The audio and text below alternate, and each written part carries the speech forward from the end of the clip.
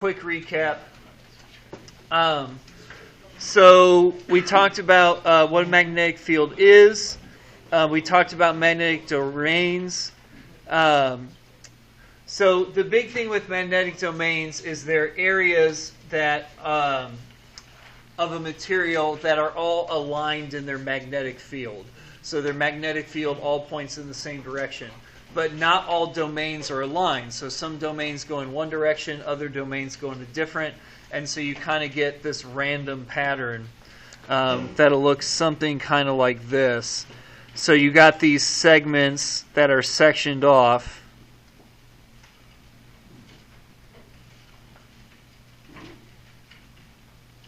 Okay, and each of those segments is a domain, and so each segment's got its own direction for magnetic field.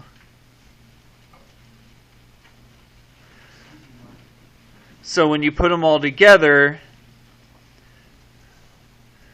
it helps you figure out the direction of the field. So tell me about the clarifying questions. So the closer the lines are, the stronger the field is?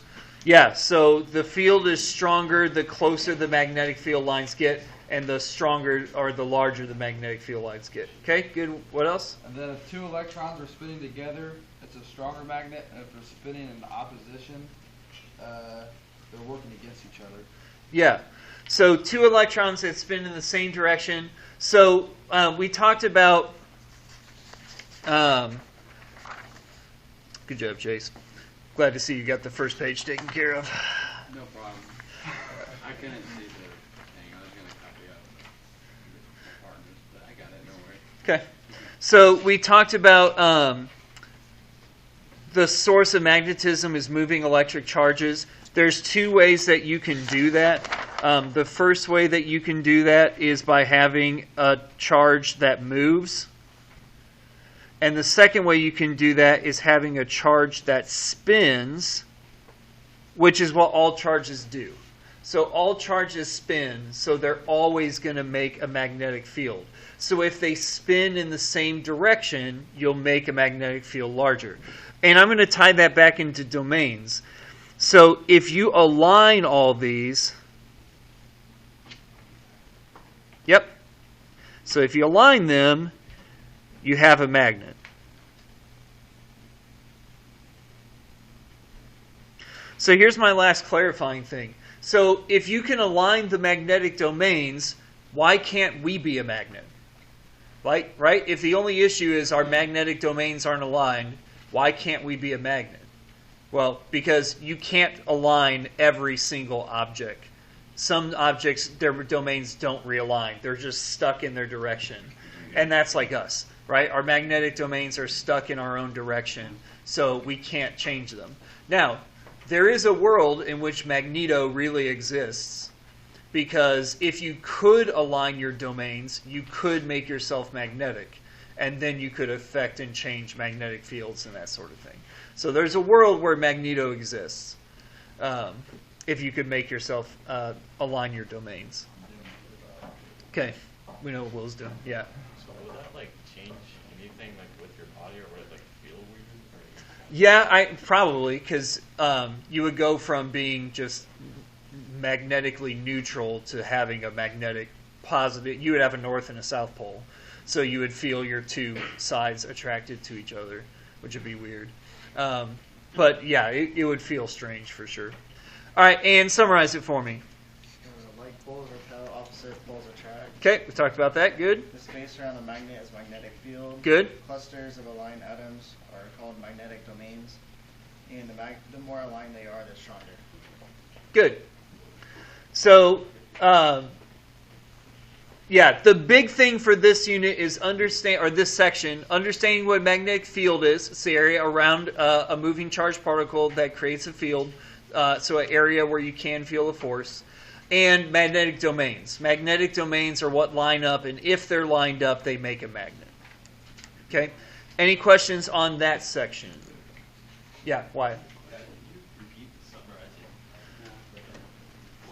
Like poles repel, opposites attract. The space around a magnet is the field. So the space around the magnet where you can feel a magnetic force, that's the field. And clusters of aligned atoms are magnetic domains. And if they're aligned, they're strong. They make stronger magnets. If they're not aligned, then they either don't make a magnet or they make a really weak magnet. Which means you can demagnetize things. So if something is magnetized and you don't want it to be anymore, you can demagnetize it by moving the domains around, by shaking up the domains. And there's two ways you can do that easily. The first way is to heat up a magnet. If you heat up a magnet, it'll rearrange its domains. The other way is to smack it. Like if you hit a magnet a bunch of times, it'll demagnetize it. Now, it's a bunch of times.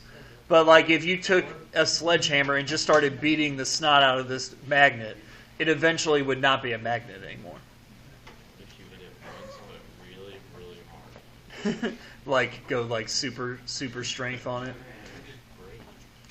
Probably. Yeah.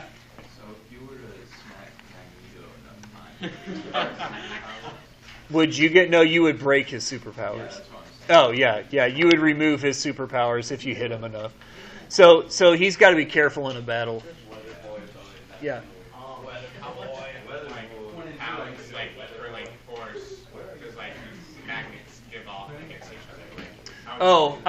So it's easier to describe. Remember, we've done those equations with constants. So we did the gravitational constant. It was 6.67 times 10 to the negative 11th. And we said that's why gravity is really weak. In the last unit, or actually in unit 6, we did the electric force equation. And we used K. And K was 9.0 times 10 to the 9th. So that's a really large number. That's the same number for magnetism. So that's how strong it is. So if you want an idea, it's about 10 times 10 to the 20th power stronger than gravity. Okay. So very, very strong. Not as strong as the strong force, as you would imagine. It's also not as strong as the weak force, which is a little surprising, but we haven't talked about those yet. We'll get to them later.